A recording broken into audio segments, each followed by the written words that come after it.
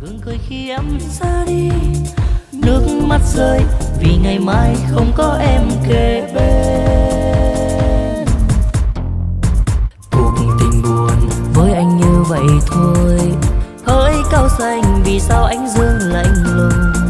Em tươi cười cùng người bước lên xe hoa, có biết một người ngày đêm đang nhớ em.